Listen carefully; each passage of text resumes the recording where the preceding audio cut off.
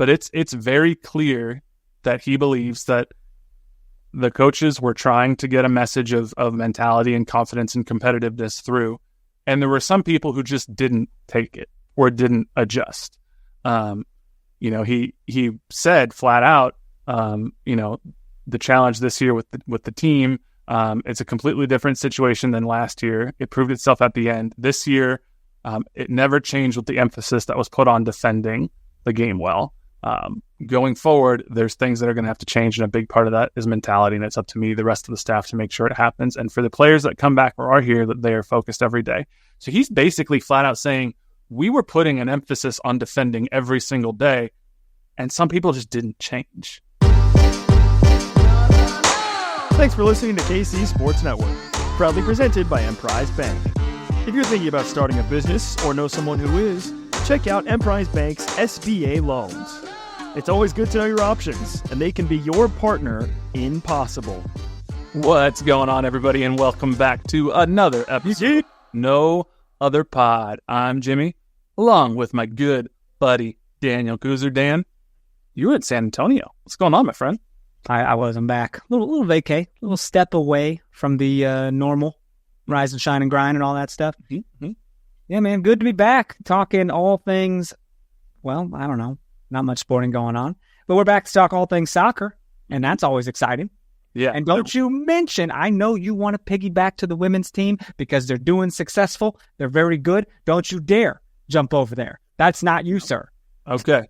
You stay in my lane? Stay in your lane. I don't want to say. Chris will get mad. All right, Chris gets mad. I'm not going to cross Chris. Am I allowed to ask how your trip was to San Antonio? Trip was good, man. You were asking me if I went to see where Miss Congeniality was filmed. I didn't know that was a thing that people did. I've never been myself to San Antonio. The only thing I know about San Antonio is they filmed part of Miss Congeniality there, and Charles Barkley keeps talking about the big old San Antonio women. And that's the only thing that I know about. Didn't notice that either. It's a thing. If you've ever watched Inside the NBA, anytime they talk about the Spurs, he keeps talking about. That's what he says. I don't know. I've never been there. Cannot verify myself. We did a few escape rooms. You know how I like those. Your biggest. It's kind of our thing. It's kind of a lot of fun, and we find the immersive ones. And one room, dude, we had to put hoods on and go in. I got shackled in one of those freaking things to start the thing, and Marissa was in a cell, and she had, it was crazy. Before we started recording, you were just telling me how you don't like haunted houses because you're worried that someone's going to go crazy and murder you. There were no live actors. Waltzing into a escape room where you're like, yes, please shackle me up and throw my wife into a cell and let's just see what happens. I know there was no real actors involved. It was just the two of us. There was like a skeleton dressed up in the corner, and like my eyes hadn't adjusted to the dark yet. And I was like, oh shit, is that a person? Yeah. I'm saying I was freaking. Somebody had to be working there, right? Right. But they're watching the cams. Crazy.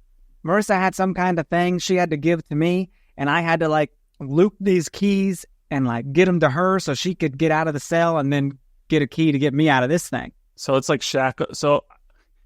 My hands weren't shackled, but I could have been. It was just my neck. So that was kind of weird. It was like strapped to the ceiling, so my mobility was bad. My first thought when you said shackled, I don't know why, I was thinking like that thing, like those things in like Pirates of the Caribbean where you're like in the wood and it's like that's what it was. Your hands and your neck were all trapped. That's literally what it was. That's what it was, but my arms were not in the thing because I wouldn't have been able to reach and stuff like that. So, it's crazy. But my neck was. I was like, this is pretty weird. Well, what if that wasn't part of the escape room? What if the guy working that day was just a weirdo? And he's just coming in on the camera. He's like, hey, you ready for me to come cut off your pinky finger? What? Yeah. So you never know. I'm just saying. It's fun, dude. It's I don't know. We like doing those. It's good teamwork. It could cause divorce if you're not a good partner with your partner. Like it could cause some problems. I could see it. Have you done in Overland Park Breakthrough? Have you heard of this? Oh yeah, I have. Yeah, it's like 30 different. They're kind of like escape rooms, but they're more like puzzles. Like some of them are physical, some of them are mental. I've gone there a couple times, and they rotate the rooms and the themes and such. But I went there with some coworkers, and yeah, it tests the bonds of friends, family, colleagues, etc. Because some of them are crazy, and it really requires like teamwork, and some of it requires like physical dexterity, and it's intense. You got to stick to your tribe, though. You can't just have some randos come in that you've never worked with before, and you're just like, who brought the idiot? Like this guy, we've played with strangers before, where someone was just like, it's insane, dude. They're like, well, maybe you have to weigh this heavy bag. This bag was there, and there was a scale, and they pick up the scale to like hold it under the bag, and I just turn to Marissa and I go, that's not how scales work. Like it needs to be on the ground. What are you doing? And Marissa was thinking about saying something. I go, don't say anything. Don't say anything. Oh, I absolutely would have said something. I mean, and then there were kids too, and I was trying to like let them do stuff when I'm sitting there like, I could have this done in 30 seconds. We've been on this for 5 minutes. What is happening? I get that. I've never done an escape room with children, but I could see how you're trying to be nice, but also you're like, I paid money and like, I want to escape and do well. And so, yeah, I hear it. I don't want them going home being like, that guy was kind of a jerk. What the fuck is wrong with you? You don't know how a fucking scale works? You're not seeing Raiders of the Lost Ark. Oh my God. It was crazy, man. We did one though. We did 3 in San Antonio, by the way. Fucking 3. And we were in, oh my God, Wednesday till Saturday. Instead of 1 a day. Yeah. Went to Six Flags too. Hell of a time. Mm-hmm. But there was one, we started out in 4th grade. We were like in a classroom, dude, and it led out to recess, and there's a playground, and it was really fun deal. It opened up a secret slide. Mm-hmm. And Marissa goes down, and I was like, do I have to come down too? She's like, you can if you want. But there's a door she opens that lets me in. Nope. So at the end, this lady goes, my favorite part was when you were like, do I have to go down the slide? And she was like, you can if you want. And you just went down head first. Like, woo! I did. And it went a little fast. And I was like, my hips are kind of wrecked for this. Yeah. I shouldn't be doing that. Yeah. Well, I'm glad you had a good time. And I'm glad you saw a win. Yeah. We're not going to break it down here. But won a victory. You better not. I'm telling Chris. But I am glad that they won the Summer Cup championship in the month of October. I've never been in attendance for a cup championship for anything. I wasn't around for U.S. Open Cup at home for sporting. Yeah. I wasn't around for 2013 MLS Cup. So it's been crazy. Pretty cool. Well, I'm glad you got to go do it. Yeah, like I said, I've never been to San Antonio. I've heard the Riverwalk, not that cool. Just kind of a tourist trap. Where's the railings? You're just going to fall into the muddy waters. And I'm like, oh, what kind of restaurants are there? Oh, surely it's something local, right? Joe's Crab Shack. Wonderful. Rainforest Cafe. Rainforest Cafe. I'm like, hey, this is to keep the tourists away from the people who live here. Yeah, probably. But terrible, man. I don't know. One day, I don't know why I'd have a reason to get to San Antonio, but someday I will. But it's not on the right. Do they have vegan barbecue down there? We didn't try any. I went to a vegan taqueria, which was just, oh my God, ate way too much. I was like, I don't think I have to eat anything the rest of the day. Yeah. This was pretty great. That's awesome. That's good. So yeah, I'm sure San Antonio has some good food that's not on the Riverwalk. So you just got to find it. It was also 90 degrees every single day. I was like, and it was beautiful back here, right? Yeah. Barely. And then we come back and it's like 85 here. And I was like, what is happening? Now it's hot again. And there's like stupid winds, at least here in the KC area. I don't know what it's like in Topeka, but it was today. I was painting my porch today. You're not supposed to paint when it's windy. Yeah. I mean, it's all over the place. It's in my hair right now. Those are gray hairs. It's paint. Avant-garde paint job because it just splattered everywhere. Yeah, it's pretty, it's for the Mesozoic era, you know. Yeah, I think we have your wins right now because I was picking up my dog from daycare and got back right before we were recording, and it was like 40+ mile-an-hour gusts. So we only got this new porch about a year ago and are just now getting around to painting it. Hey, they call me Paint Manning. I hate that ad. You hate it? Oh my God. I think, why haven't they done that ad a long time ago? Like that's a joke that could have been there forever ago. Yeah, it's I think the Mannings are fine. Like I like the Manning cast. I think that's entertaining because you watch that. Yeah, because Eli just tries to make Peyton upset. basically. I can't watch it if the Chiefs are playing. I'm like, no. I need the regular broadcast. Don't distract me with your tomfoolery. Well, it was funny because it was last week, I think, they had Ed Reed on, the former safety, and they started talking about concussions, and he just went in just super detail about, like, concussions and what they are and, like, why he thinks the Guardian caps that they wear don't help and everything that's happened. And Peyton keeps trying to, like, redirect him back to the game. Ed is not listening. And Eli's there just, like, trying to keep a straight face, but he's cracking up because Peyton has lost total control of it. That's the type of stuff. So interesting. I just, same for like I think the slime, that Nickelodeon thing is kind of fun. But like if it's a game I care about, I don't want some distractions of this big claw machine picking up Andy Reid on Christmas Day and taking him around the field. Right. That was crazy. The only time I watched anything like that was I was on an airplane, I think, and it was a London game. I think it was the Jaguars. They were playing somebody. And if you had ESPN Plus, you could watch the actual game. But if you didn't have ESPN Plus, then on Disney Plus, you could watch like the Pixar version of the game where it like live rendered them as like cartoon characters. Yeah. And the airplane had Disney Plus. So I was like, I guess I'm watching this cartoon football game. And it was a disaster because the technology did not work very well. But I watched these like weird little Pixar Trevor Lawrences and such running around trying to show a football game. But I need you to know that I know I just said I don't watch the Nickelodeon cast if it's a Chiefs game. Mm-hmm. Well, I did for this Chiefs game because it was Christmas Day and we were getting our asses whooped. So I was like, let's check out the Nickelodeon cast here. Slime. Give me a distraction from this ass whipping we're getting. Yeah. Well, they're undefeated now, so they just got a new defensive lineman today. Or yesterday, Monday. Traded for him. I'm having a great time. Great time. Let's actually, we've talked so much soccer so far. Let's take a quick break, and then I want to get into this Peter Vermes press conference because there's some pretty interesting stuff that he said. So we'll take a break, and we'll be right back. Looking for tickets for your next event? Tickets for Less is your number one source. Save big on every purchase when you use promo code KCSN at ticketsforless.com. I love a great deal as much as the next guy, but I shouldn't have to jump through flaming hoops just to save a few bucks. Saving money should be easy with no BS. So when Mint Mobile said it was easy to get wireless for just $15 a month with a purchase of a 3-month plan, I had to call them on it. And it turns out it really is just that easy. At Mint Mobile, you can get $15 a month with a 3-month plan of premium wireless service. The longest part of the process of Mint Mobile was the time I spent on hold trying to cut my old provider. So to get started, go to mintmobile.com/KCSNNOP. There, you'll see that right now, Mint Mobile has 3-month plans for only $15 a month, including the unlimited plan. And all plans come with high-speed data and unlimited talk and text on the nation's largest 5G network. So you can find out how easy it is to switch to Mint Mobile and get 3 months of premium wireless service for just $15 a month. To get this new customer offer and a new 3-month premium wireless plan for just $15 a month, go to mintmobile.com/KCSNNOP.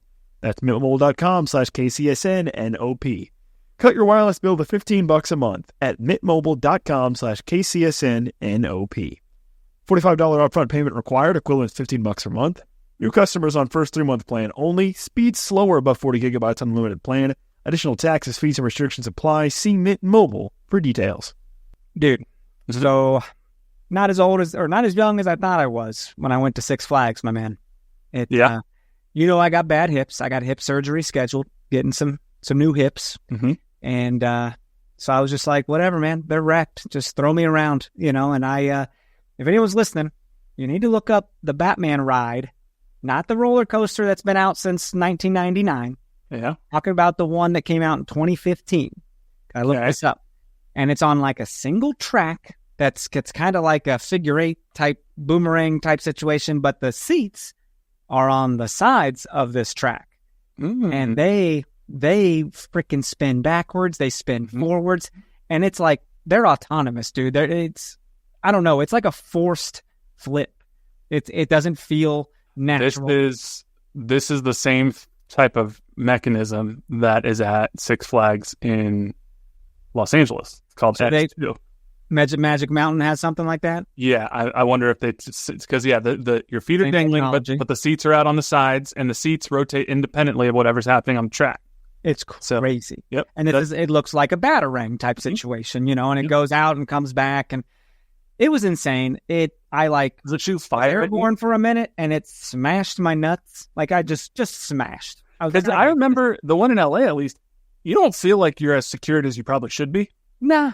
Like your whole lower body is not really secured. Like you're sitting on a seat, but you're like, you come off the seat and your legs are flying. Who was sitting? I wasn't sitting. I was out of it. The whole thing. There's the thing that kind of comes up across your chest, but there's nothing keeping the rest of your body attached to the seat. Bro, I'm that guy that's like, if there's a little space, I'm like, oh, You're like, suck it in. We need to get this one down. One other guy comes over. He goes, want me to try? I go, do your worst. Yeah. No, the one in LA, you go up backwards as you go up the drop, and then your seats rotate forward, and you end up going like face first toward the ground. That's something got the lost seat in spin, right? Seats spin, but they spin like it's not free spinning. Like they're programmed to spin. So like you'll be going on a loop, and the seats will be spinning the opposite direction of like the direction that the loop's going. So you're all sorts of confused. But you can go up backwards, and then where you normally would go over the drop, and then you'd be facing up toward the sky. The seats rotate forward. So as the car goes over the drop, the seats rotate forward, and you're going face first toward the ground. Toward the ground. It's insane. And I couldn't believe it. Something got lost in translation when I took my cousin on it. And I swear to God, I have never heard this man scream this way, because there was a legitimate split second. He said after we got off the ride, he goes, why didn't you tell me it's fun? I was like, what do you mean? I mentioned it. He goes, you didn't, because there was a moment where I thought I fell off the roller coaster and was falling to my death. He was like, all I know is I was going up backwards, and next thing I know, I'm headed face first for the concrete. And I was like, I'm sorry. See, they reuse things, man. I swear to God, this place had a coaster that's just the Patriot from Worlds of Fun. They literally had one called the Boomerang, which was literally the Boomerang from Worlds of Fun. Yeah. And they had like a Spinning Dragons one, which Spinning Dragons from Worlds of Fun. So I wouldn't be surprised. The only other fun, the other funny thing that hasn't happened to me, but did happen to a friend of mine. There's a roller coaster at Six Flags in LA, Magic Mountain, called, I think it's Riddler's Revenge or something like that. Well, this one, the back of the seat is on like a vertical track. So you can like decide if you want to be sitting down or standing up or whatnot. And it locks before the ride goes. So you can, that way you're not like going crazy, but you can decide, do I want to stand up? Do I want to crouch? Do I want to sit down? Well, this dumbass was like jumping up and down because it like feels like you're kind of on the moon, because it's like, woo, woo. He jumps and it locks before his feet hit the ground again. You can imagine as a man in a seat that's kind of like a bike seat looking thing, and you're on a roller coaster and your feet aren't on the ground to brace impact. What happened to him for the entire 2-minute roller coaster ride was not a pleasant experience. Sounds horrible. Yeah. I don't, go to Magic Mountain, don't jump on the Riddler. Last thing I'll say about it, they had a Wonder Woman coaster, and it was a single rail. And so like the seats, they were one at a time, one in a row. And there's a big box because that's the rail, and you have to straddle this thing to get in. Mm-hmm. My hips don't do that, dude. I couldn't ride it. I had to get off. I wonder if you might have a tough time then riding like the new Tron roller coaster at Disney World, because it's like it's possible. It's on like a motorcycle, and you kind of got to like situation yourself all in a certain way, and yeah. But I won't after Valentine's Day of next year. There you go. New man, new hips, new man. Hips don't lie. Let's talk about this Peter Vermes press conference, because I think there were some people who were being kind of like online people who are like, why are you still the coach, or why haven't you cut everybody yet? Like, they had already kind of said they're not going to make any moves for a couple weeks. We talked about this, I think, last week. They're taking some time, and Vermes, he reinforced that. He goes, I told the coaching staff I want them to spend this week to decompress. We're not going to talk about the season players, all that kind of stuff. We'll start next week, which is this current week, where everybody has the season behind them, and the emotion every day and all the situations that go on with the team, so that decisions can be made in a meaningful way, which we normally don't get because we're always in the playoffs. So I think that makes sense. We're not going to get anything. St. Louis already announced their roster moves, I think, which was crazy. Yeah. They did. I don't know what I don't like the waiting game. I think actually announcing it early shows proactiveness. Sure. Yes. I don't mind that St. Louis did that, I don't think we're going to wait until November 27th. I think that's the deadline. I think we'll know long before then. I also don't mind Peter and the coaches being like, take a week, don't think about soccer, come back, and then let's see how we're feeling going forward. Because it's, anytime you make a decision about anything, and it's like in the heat of the moment, what have you. More often than not, at least for me, I've looked back on those situations and been like, I probably could have done that a little differently. So I don't hate that they're taking some time to make sure that they can really assess and evaluate. And, I think some fans might be like, oh, they're just going to talk themselves into keeping some of these players. I don't think that's necessarily the case. I think it gives you time to get away from just what you've seen on the field and really have a more independent and objective look at things. There was a particular quote that I think was interesting that I want to get your thoughts on, because he's talking about, what they're going to do this offseason and assessing everything and whatnot. And he was asked about how they're going to use the upcoming windows. And he was talking about that sort of the difference between the winter window and the summer window, and how for Sporting KC or for MLS teams, winter tends to be a little bit more active because it's not midseason. He goes, quote, "What I will say is we haven't been active in the last 5 years like we should have been. It is what it is. I'm not using that. That's gone. But our objective is to try to be active in all windows moving forward. And a lot of that has to do, I think, with the commitment that the owners have made, which gives us a really good runway to look out over a long period of time." That's a little bit different than, again, the reaction from people, talk is cheap, these are just words. But those are different words. That's a different perspective, I think, than what we've heard before. I don't know. What do you think when you hear that? Don't say talk is cheap, because it's not like he says this every year. This is new. This is different. We haven't heard this, all the time, ever. Mm-hmm. So I do like that right away, though, to start this presser. He says, "Gotta let you know, Mike Burns is not here." Yep. Basically saying, I'm filling in. I can't answer all these questions for him. He's traveling to Six Flags at the moment. But this was 30 freaking minutes, bro. They put the whole transcript on their website, mm-hmm. and you're just like, scroll. It goes. But he gave some good information in it. 100%, dude. Lot of buzzwords. Mentality. Yep. Lack of confidence. And he's even got the players saying shit about mentality in their interviews. Mm-hmm. Like Jake Davis, I think maybe mentioned it. Or Tommy maybe as well. But it's a big deal. To say the mentality just wasn't there this year, it's kind of wild, because we made a cup final this year, dude. We were in the U.S. Open Cup final, which we didn't have the hardest road to get there. Sure. But we got there. Mm-hmm. And so it's weird to say that there's so much bad when we actually had moments of good. Yeah.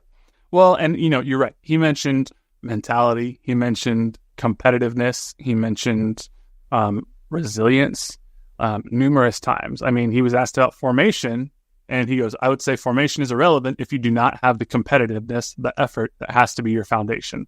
I believe at times we were very poor in that area this year, thus the reason for our results. You don't give up goals like we did when your attitude, your effort, and your competitiveness is at a very high level, because defending doesn't take anything but a really, really good attitude." And he keeps going on. And then he finishes, and he knows he has to. He goes, "And make no mistake about anything that I said, all of that starts with me, and it starts with the staff." Because he's not going to let people get away with the cheap, "Well, you're the coach, so you make them try harder." Like, he's saying he's taking responsibility. He is. He's also saying, like, you're going to see new people. Mm-hmm. Like, he never said, like, overhaul or anything. He never, like, said all new people coming in. You know what I mean? So some people will still be around, obviously. Right. But he did say, like, the ones that do return, mm-hmm. I can tell you this, whoever's here, I'm always going to work with them and try to make them work. But they have a big responsibility in the way that they reciprocate, because solutions are always in this business with the players, always. Mm-hmm. Yeah. That was that weird sentence to say. You have to sort of read the tea leaves with him sometimes, but it's very clear. We don't know who yet. We'll see who's still on the roster once roster moves are announced. But it's very clear that he believes that the coaches were trying to get a message of mentality and confidence and competitiveness through. And there were some people who just didn't take it or didn't adjust. He said flat out, the challenge this year with the team, it's a completely different situation than last year. It proved itself at the end. This year, It never changed with the emphasis that was put on defending the game well. Going forward, there's things that are going to have to change, and a big part of that is mentality, and it's up to me, the rest of the staff, to make sure it happens. And for the players that come back or are here, that they are focused every day. So he's basically flat out saying, we were putting an emphasis on defending every single day, and some people just didn't change. And that's a problem. And you can say rotate or whatnot. They did rotate quite a bit on the back line. But if there's multiple people that are still having the same types of issues, there's only so much you can do in the middle of the season. So this is sort of a chance for a reset, if you will. I think the main thing that to sum all of this up is that what did you say to start this press conference? What was the very first point you made? Shit, I just had it on. Yeah, well, how'd he was talking about how they're going to take some time. They're going to evaluate objectively. There it is. And not make any decisions out of emotion. Now I've got it. He always mentioned in the past years where, we didn't really open the purse. We didn't spend the money. He didn't really blame ownership, but kind of blamed ownership, right? Well, this is something we've talked about a little bit that has happened more and more throughout this past year. In years past, whenever he was asked about transfer windows or the opportunity to bring in new players, I could have answered the question on behalf of Peter Vermes. It would have been something, we're very confident in the roster that we have, but we're always on the lookout to make the roster better. That's happening this transfer window, and it happens in every transfer window. We always have our feelers out. We always have scouts, and we're always looking to make the team better. That's essentially what he would say. This is the first time, and it happened slowly over the course of the season and then got more and more blatant, where he basically was like, yeah, we're going to have to change things. Sometimes you have signings that are there at the end, and then something out of your control happens and they fall through. And between the tea leaves that we've read, between what Peter Vermes says and conversations we've had with people who know about this stuff, there have been signings where Peter and his team have gone out and found and had agreed to that ownership didn't want to pay for. So Peter has now, and that's not his fault. So you can say, well, oh yeah, we need a number 10. Why didn't you sign one? He tried. He had one lined up, and ownership killed it. So we get mad and we're like, Vermes out. We don't look at who is before Vermes. Dude, have you ever had a shitty boss somewhere? Well, guess what? Your shitty boss also probably has a shittier boss. Mm-hmm. And that boss has a shittier boss than them. This goes up. I'm not saying Peter Vermes is a shitty boss. I didn't say that at all. Do not quote me on that. Right. But he does have someone above him that is in control of these decisions. Peter can only do so much and say, here's what I got. And they got a green light or red light. And they red light a lot of stuff. And so we see all these other teams spending, splashing cash, bro. Look at this. Making it rain on big name players. And we don't do that because we're like, we won last year. Like, look at our run to the playoffs at the end of the year last year. It worked out pretty good. Right. Surely that'll work this year. It didn't. Then no. We got to spend some money. And when Robert Volader is still, I think, your third most expensive transfer signing in the history of the club, it's not crazy. That's not. He just blew my mind. I didn't even think about that. Yeah, that's not a good sign. What I thought was interesting, he got a little bit more intense when he was talking about players who may come back next year and players who won't. And he goes, quote, sometimes you can make the demand and sometimes a team can make a demand where there's very little from a coach you have to do because the team starts to go a certain direction and now you're just making sure it stays that way. When there are guys who aren't sure to go that way, they don't have any other way to go. The only other way to go is out. And most guys don't want to go out. Most guys want to be a part of it. You just got to get going in that correct direction. What I'd say is this is a crazy sentence. Quote, what I'd say is there won't be any quarter for those that think they're going in a different direction of the group and where it needs to go. There just won't be. I want to be really clear. It's not threats or anything. And it's not one of those things where it's my way or the highway. It's our way. And if you don't want to be a part of our way, then I think you should be respectful enough. If you don't want to do this, then just say it and we'll find a solution for you. But when he was like, there will be no quarter, I was like, that's like a crazy old timey, like, when you're like, there will be no quarter, I was like, are he's shackling these people like you in your escape room? Or he's like, oh, you don't want to play? Shackle them up. There will be no quarter when I go to San Francisco to mine for the gold. Right. I was like, what is happening? But Lord, it's clear that, there's going to be some changes. And he was asked about personal reflection. He talked about things that could change. This was super interesting. I don't know if I'm reading too much into this or not.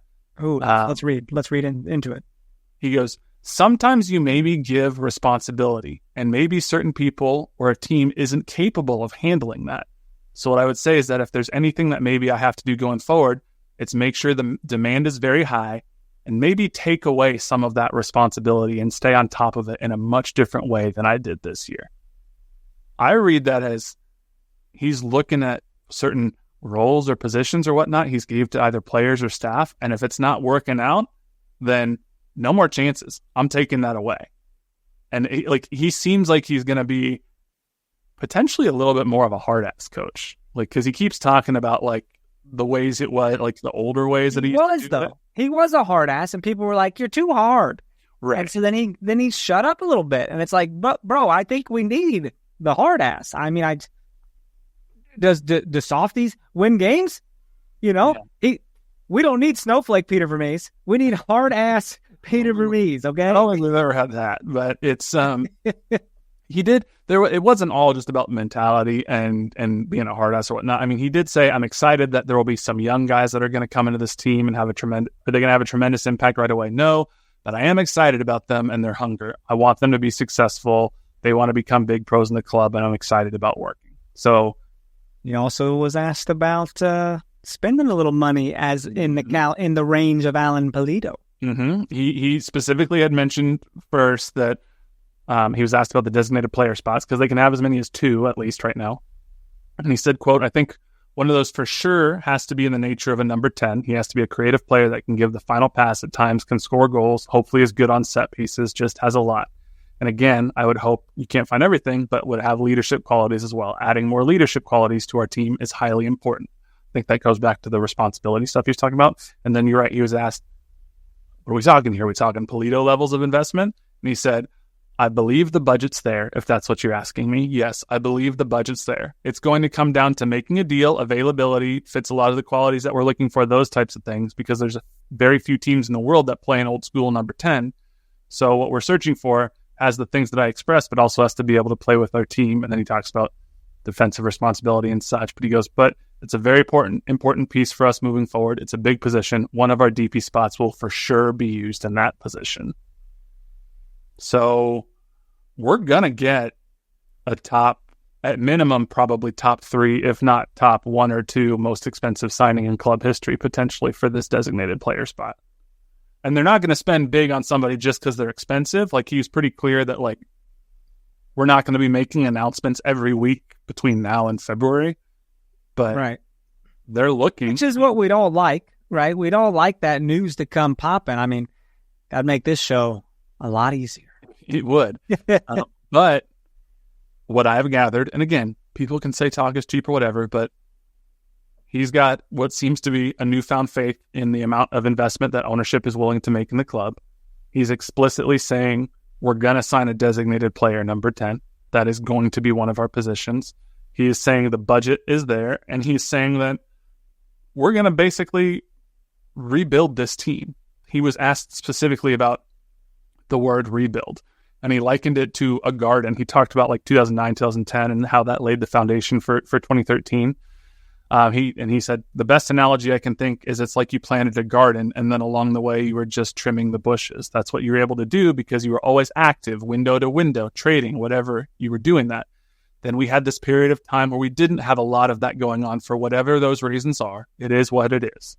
Now it's back more to that. You're replanting the garden again, and then you're going to hopefully be trimming the bushes as you go. It's more of that. It'll be interesting.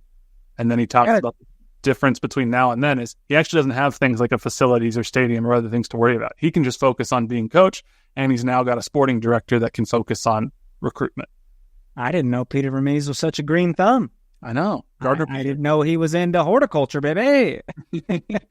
Gardener Peter.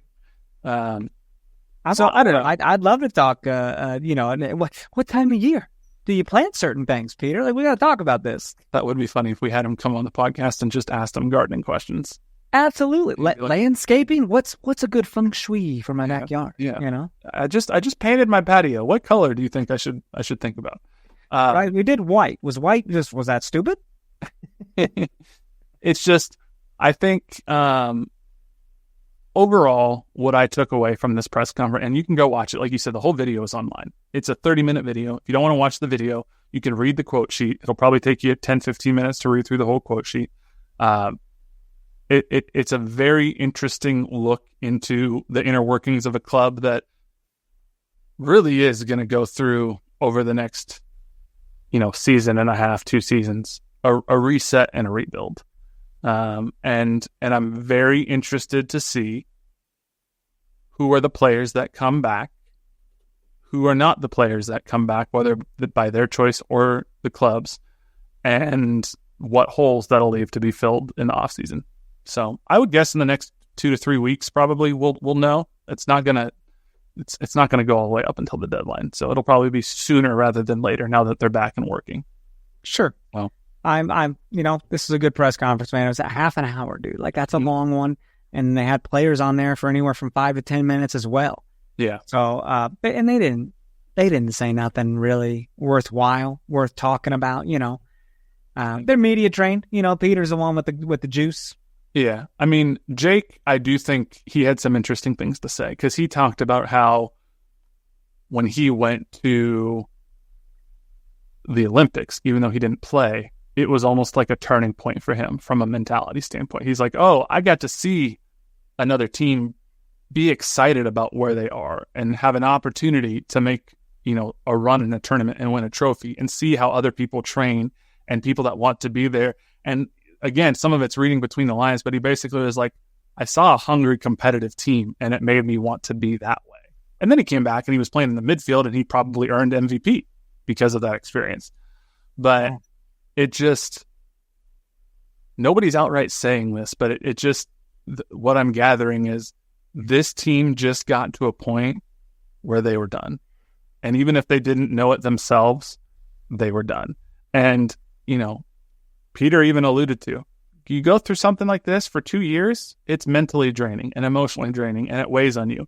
And it's not that some of these guys who are going to be gone are bad players per se. Like, let's say Eric Tommy, for example. There's a real possibility he's not here next year just because he's not the right fit per se as a number 10. It's not because Eric Tommy's a bad player. It just might be sometimes a change of scenery is just best for all parties involved. And I think that's probably going to be the case for a number of players who are no longer with this team next year.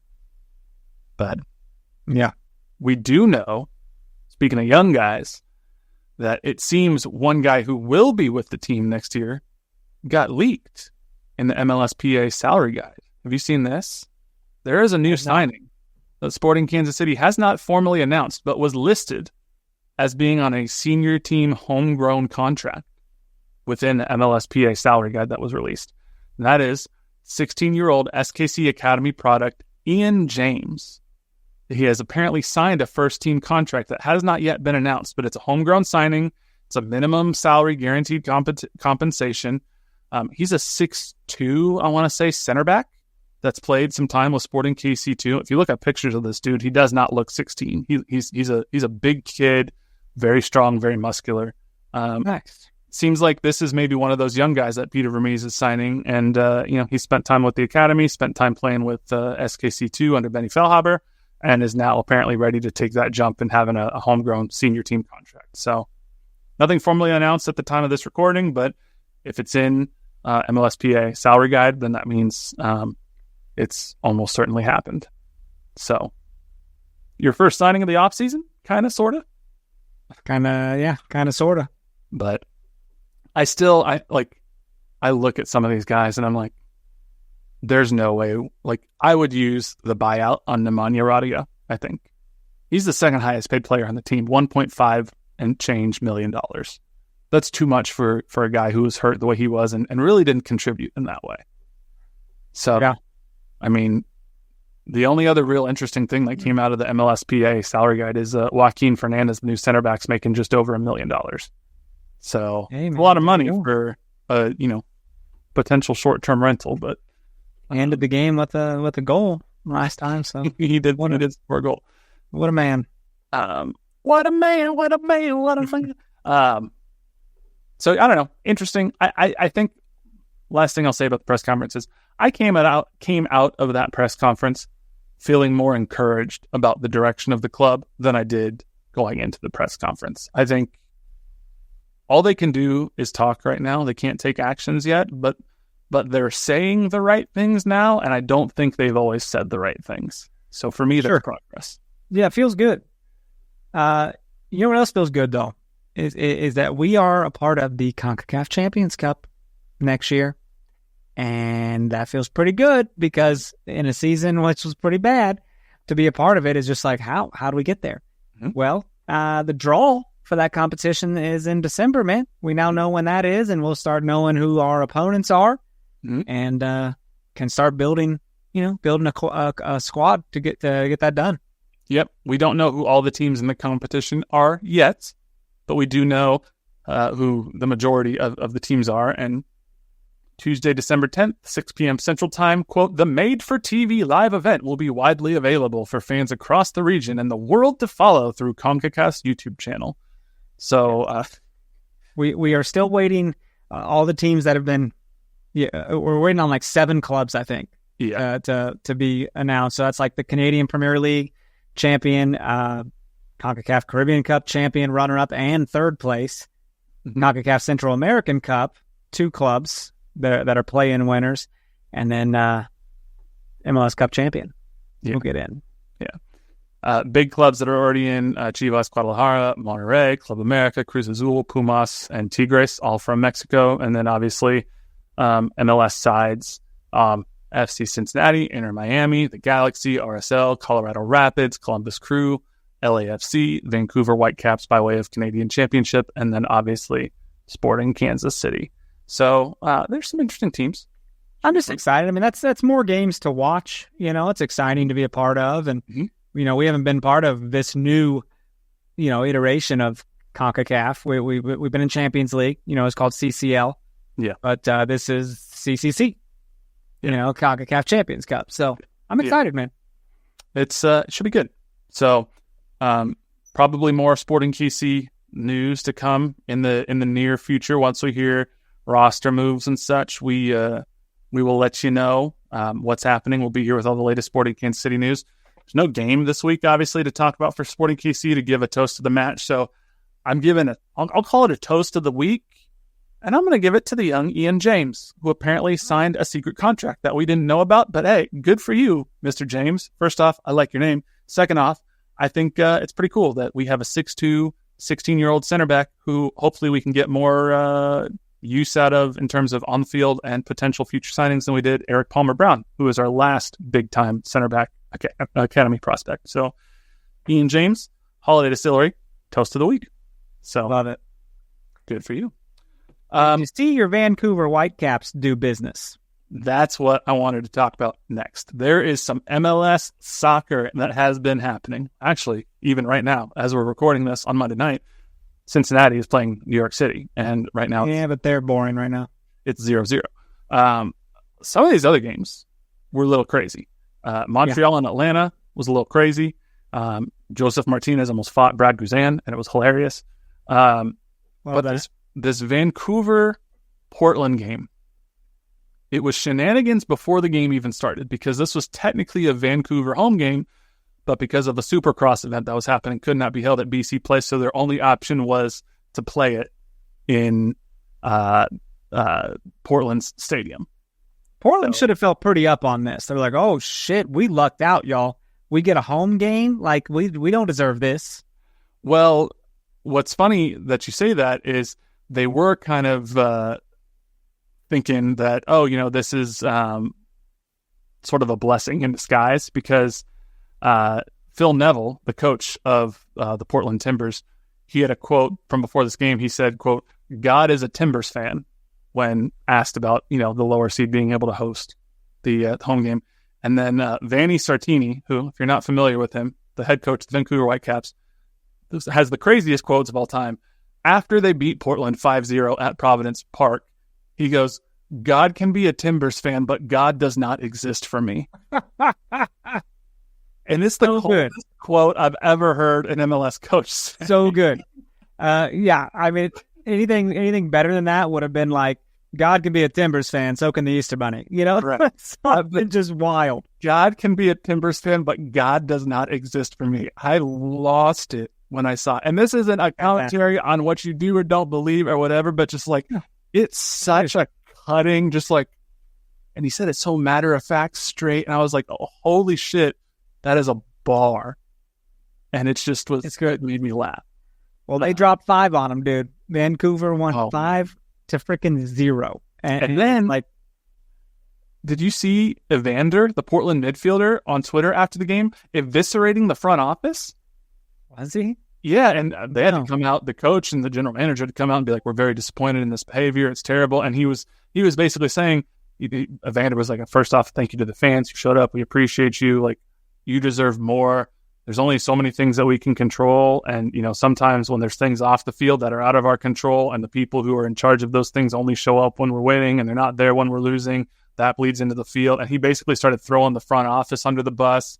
Apparently he's in a contract dispute with the Timbers, and they think that might be part of it. But Portland's kind of a little bit of a dumpster fire, even more so than they have been right now. Good. Yeah. I mean, couldn't happen to a nicer ownership group. Couldn't happen to a better club there. But that was fun. And then, Montreal and Atlanta in the Eastern Conference wildcard game ended up going to penalty kicks. And unfortunately, Atlanta won. I wanted Montreal to win because then my hope of an all-Canadian MLS Cup at Vancouver that would have to be bumped for the Taylor Swift concert was still alive. Now, unfortunately, I'm forced to root for Atlanta, and they have already lost their first game to Lionel Messi and Inter Miami.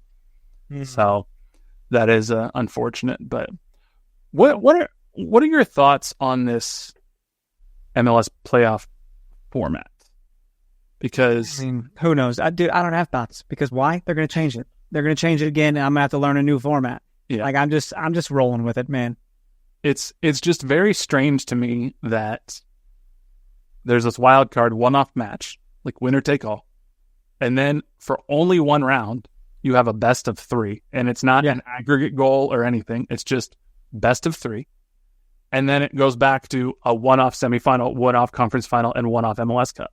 Does there have to be a winner? Like in the best of 3 games, would it go to penalties? I think it goes side. Yeah. Okay, so there has to be a winner. There are no draws. Nope. Gotcha. Yep. I can't get it straight, man. It's changed so much over the years. Mm-hmm.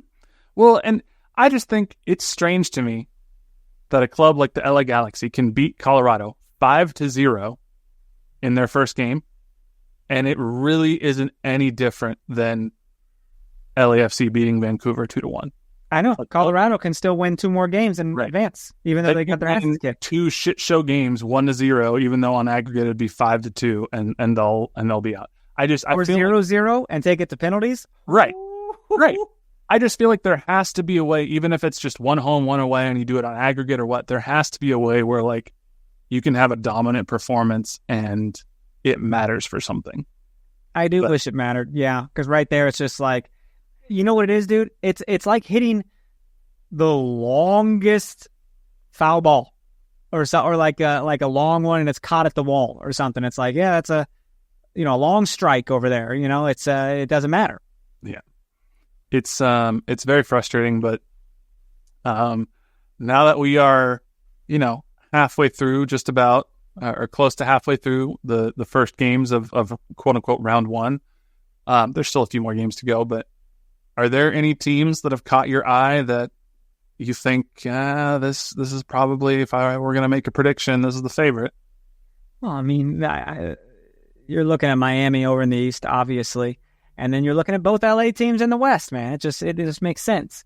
LAFC did beat Vancouver, right? So they didn't, Vancouver's luck didn't continue there. Right. And that was at home. They actually got to go to BMO Stadium and ended up losing 2-1 to LAFC. Orlando's playing pretty well too, man. I don't know. Yeah. It's pretty wild. This best of 3, it's a lot of soccer going on. A lot of games. Yep. There's a lot. And then it just breaks. Then it just breaks forever and then returns. I'm not even sure they've said when the next round starts yet, have they? I mean, I'm maybe somewhat After the best of three? Yeah.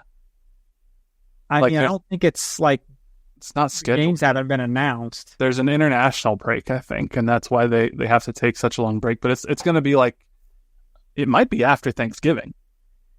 Sure. And so it's going to be like a 2-week break. Well, by all means, let's look at that rumor talking about changing the MLS schedule to international schedule. That is everyone in Minnesota, Canada, Chicago, like y'all want to just play in ice here? Bro, I was in Chicago. I was living there when it was negative 40 wind chill. Mm-hmm. That's when you want to play soccer? I couldn't breathe. I went out there and I was like, I should not be out here more than 10 minutes. Yeah, they talked about how like, oh no, they'd take breaks, for the winter from like December and into January, and I'm like, that doesn't help. Have you played? It snows on Easter sometimes, right. It was 85 today. Right, it's terrible. And I know some places like Minnesota, they have an indoor stadium or whatnot, but like, good luck trying to play a game at Sporting Park on like February 3rd. You dome that up, I'm in, bro. Let's go. That would be cool. I don't think that's happening anytime soon. No, it's not.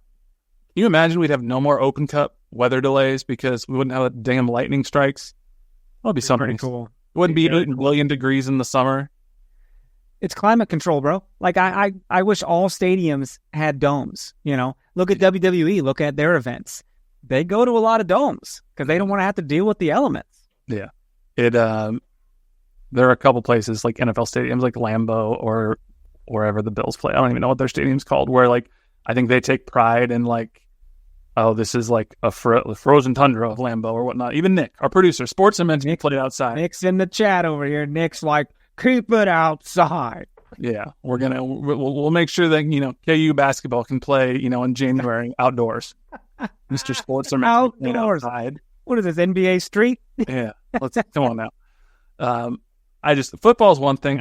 And look, who doesn't love an orange ball game when it's snowing on the field and you got to throw the orange ball out there? It's fun, but it's not good. It's not good soccer. I played in snow one time. I had a wide open on the net and I just blasted it because I slipped in the snow. Yep, that's what happens. Went right over the goal. Just absolutely terrible. That's what happens. Yeah, I don't know. It'll be interesting. Apparently they're talking about it. So, and they'd probably take a break. What will be crazy is if they do that, there's going to be a super duper short off season between 2025 and 2026 because they're talking about starting this in 26. So they would have to end the 25. That can't even happen. That's next season. So I don't know how this is even possible because realistically, I feel like you'd have to end next season early, which I guess they haven't announced the schedule yet. So maybe they could. They'd have to end next season early and then start the 26th season on an even shorter turnaround. But I think the MLSPA contract says there has to be a minimum 6-week break. So we'll see. But I don't know, man. I don't know. Weird times are happening. If I'm going to pick an MLS Cup final, it's not fun and it's not exciting, but I think I'm going to pick LAFC against Inter Miami. Oh, that's the safe bet. That's, it's not the people's pick. It's not what people would love to see. It's not. But it might be one hell of a game. Yeah. So be down in Miami. I think the finals are going to be Miami and Columbus versus the two LA teams, or Miami versus Columbus, and then the two LA teams against each other is my guess. Which El Trafico in a conference final will be amazing. Oh, sure. Excited to watch that. Yeah. And it'd be great if Columbus could knock off Mighty Messi and Inter Miami, but I don't know. So we'll see. That's my thoughts. You got anything else to talk about with our good listeners? Wrap it up, dude. This was fun. This was fun talking about press conference and everything and little tidbits. So yeah, we're still going strong, folks. Appreciate you being here and laughing and theorizing with us and having a good time. For sure. Thank you all so much for listening. Make sure you leave us that 5-star rating and review if you have not yet done so. Shoot us a text. If you want to voice your thoughts on who we should interview or talk to or whatnot, send us questions, comments to the KCSN hotline powered by Mint Mobile, 913-407-6524. We'll read them here right on air along with your 5-star ratings and reviews. make sure you follow us on Twitter and Instagram at NoOtherPod, at Dan Kooser, at JCMac03. And yeah, shoot us an email, nootherpod@gmail.com. Check us out on YouTube, KCSN Soccer, or via the Kansas City Sports Network app. And go vote. We'll probably be back with an episode maybe on Election Day is maybe the next time you'll hear us. But if you haven't voted yet, go make your voice heard. Go out and vote. It's a good thing to do. So not just for president, for all the down ballot stuff as well. There's important local and state initiatives. So make sure you learn up on those and go make your voice heard. But until next time, he's Dan. I'm Jimmy. We'll catch y'all later. See ya. Whatever happened to that Six Flags old man mascot?